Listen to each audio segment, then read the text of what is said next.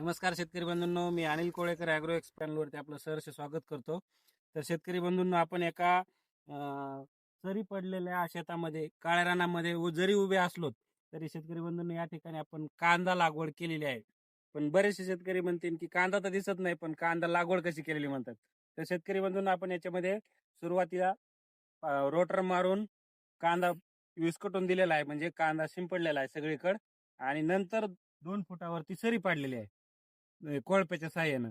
तर ही जी सरी आहे, तर ही सरी पाडल्यानंतर जे कांदा आपण विस्कटलेला आहे, तर तो एकदम पातळ स्वरूपामध्ये विस्कटलाय, जेणेकरून आपल्याला उगवण चांगली झाली.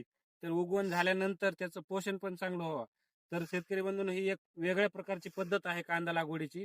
बरेच लोक कांदा रोप तयार करून बाजूला लावतात, पण ती एक पद्धत आहे. तशीच ही एक वेगळी पद्धत आहे. याच्यामुळे काय होतं, एक तर लेबर खर्च कमी होतो.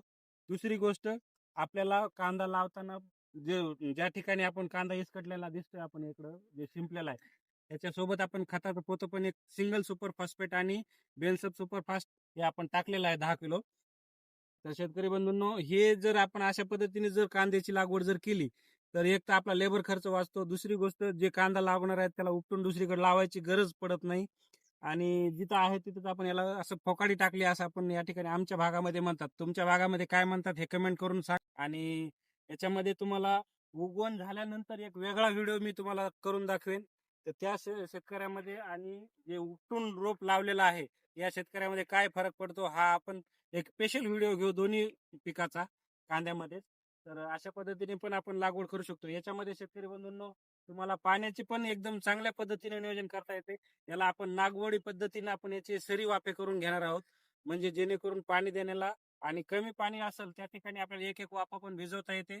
आणि जास्त पाणी असेल तर तुम्हाला ते पाणी असं व्यवस्थित देता येते, जेणेकरून जास्त मेहनतीची गरज नाही.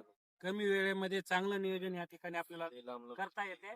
तर अशाच पद्धतीने लागवड केली तर फक्त करताना एक काळजी घ्या की रोप टाकताना आपण जे बियाणं टाकणार आहोत तर तो थोडं पातळ टाका. याच्यामध्ये दोन प्रकार होतात. एक तर पातळ टाकलं तर कांद्याची साईज चांगली होते, पण जर दाट टाकलं तर कांदा एकदम बारीक पडतो. त्यामुळे दाट न टाकता पातळ टाका आणि एकसारखं टाका, जेणेकरून तुमच्या कांद्यामध्ये एकसारखापणा दिसून येईल. धन्यवाद.